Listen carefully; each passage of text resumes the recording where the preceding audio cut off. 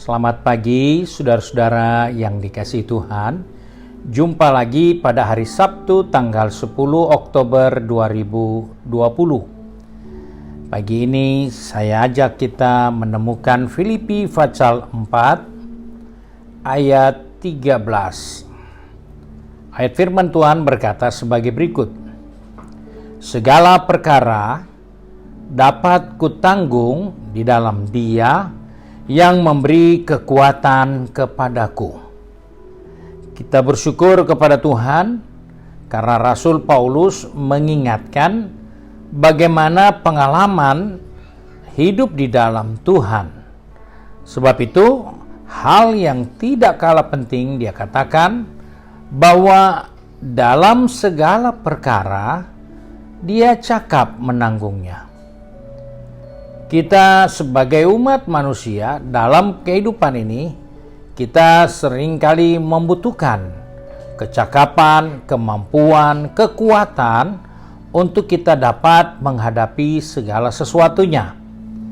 Namun Paulus mengingatkan kepada saya bahwa dalam segala perkara Paulus menemukan dia memiliki kesanggupan, kemampuan yang besar yang datangnya dari Tuhan. Nah, hal yang penting di sini yaitu ketika kita menyadari kita ada di dalam Yesus Kristus, kita harus tahu kita pasti sanggup. Karena ketika kita percaya kita ada di dalam Dia, maka kita juga percaya Dia yang memberi kesanggupan kepada kita. Karena kita ada di dalam Dia. Itu yang Paulus katakan. Nah, dalam Yesus ada kita sanggup. Dan jika kita percaya, kita akan sanggup. Itu adalah pengalaman dari Rasul Paulus sehingga dia katakan hal itu terjadi dalam dirinya, bahwa banyak perkara yang dia jalani dan semuanya itu dia bisa hadapi karena Tuhan selalu memberi pertolongan. Hal yang pertama yang kita akan temukan jika kita menyadari kita ada di dalam Yesus, maka dari pernyataan Paulus, Allah akan menolong mereka yang ada dan mau menolong dirinya. Kita berada dalam Kristus bukan berarti kita pasif. Ketika ada pergumulan, ketika ada masalah, biarlah kita diam, nanti Tuhan buat sesuatu. Tidak. Kita harus berusaha.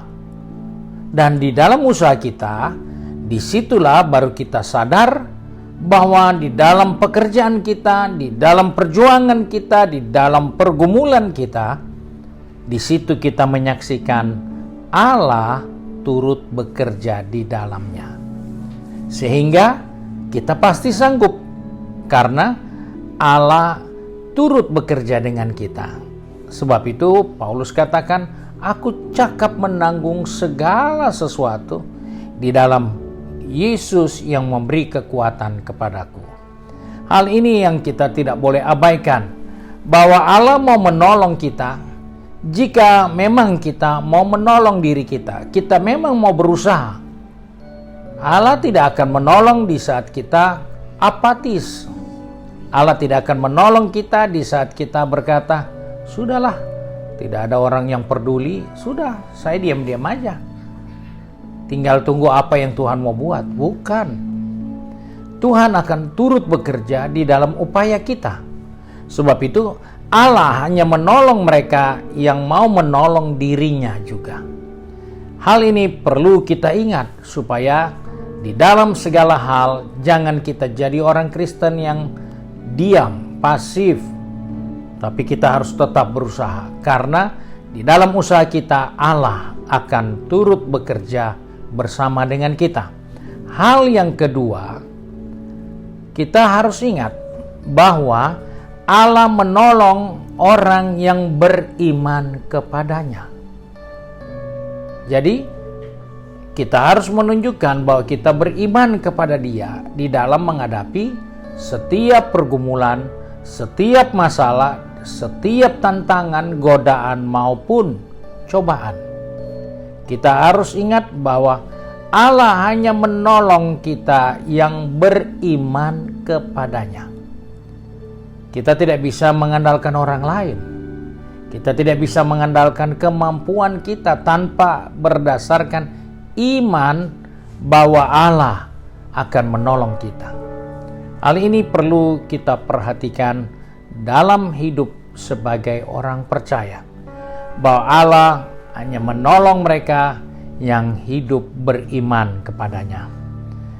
Dan hal yang terakhir yang kita temukan di dalam Alkitab, yaitu ternyata kecakapan menanggung segala sesuatu karena Allah menolong orang-orang yang berdoa. Kita melihat rasul-rasul di penjara, murid-murid Tuhan berdoa untuk rasul-rasul. Dan apa yang terjadi? Tuhan buat gempa, rasul-rasul keluar dari penjara. Kenapa? Karena Allah menolong orang-orang yang berdoa. Yunus, dia berdoa di dalam perut ikan setelah dia menyesal bahwa dia sudah salah. Dia menyesal bahwa dia membangkang kepada Tuhan. Dan dia percaya, walaupun di dalam perut ikan ketika dia berdoa, Allah menolong Yunus. Kita menemukan berbagai-bagai pengalaman dari pahlawan-pahlawan iman. Mereka menemukan bahwa Allah menolong mereka di saat mereka berdoa. Sebab itu, sebagai orang percaya, kita diingatkan pengalaman murid-murid Tuhan ketika mereka menghadapi gelombang dan air mulai masuk, angin kencang, perahu mereka dalam posisi terancam tenggelam. Mereka membangunkan Yesus dengan menuduh, "Kau biarkan kita binasa."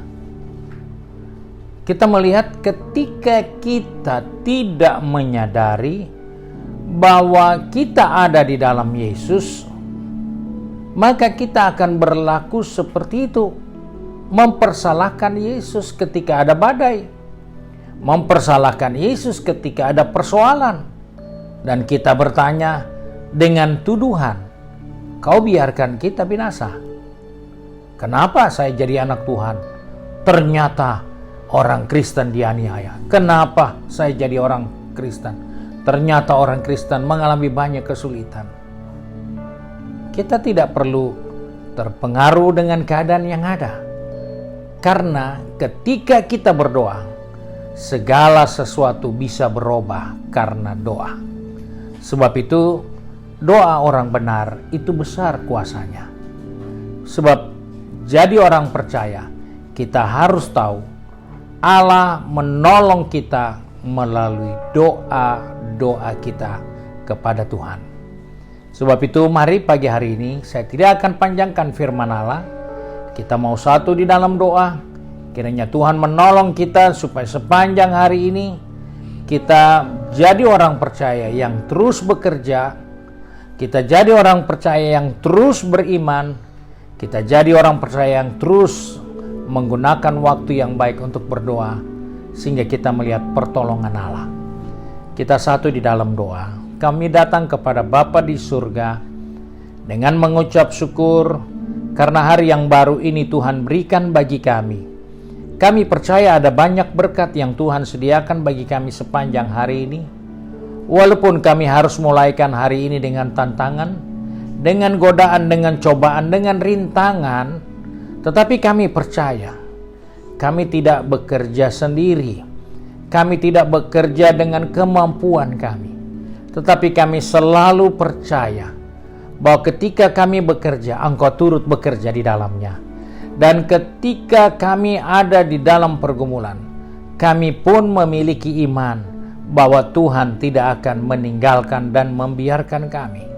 Sebab itu tolong kami Bapa, pegang tangan kami, atur langkah kaki kami sepanjang hari ini, supaya kami pun menyadari bahwa di dalam pergumulan, dalam setiap rintangan masalah, ketika kami berdoa, kami akan melihat pertolongan dari Tuhan. Sebab itu tolong anak-anak-Mu yang akan pergi bekerja, yang akan pergi berbisnis, maupun yang akan sekolah maupun berkuliah. Tuhan tolong mereka, juga mereka yang tinggal di rumah dengan kesibukan kegiatan rumah tangga.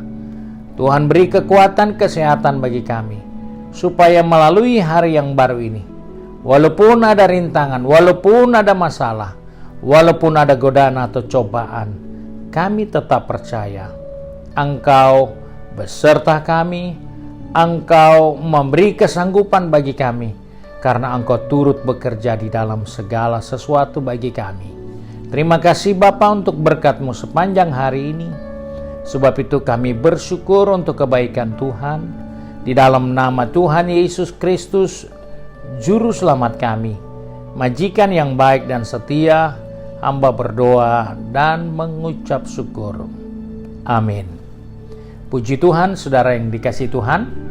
Hari ini adalah hari Sabtu di mana pemuda, mahasiswa dan remaja beribadah yang dimulai pada jam 6 sore, juga disiarkan melalui YouTube channel dan Facebook page GPD Bethesda.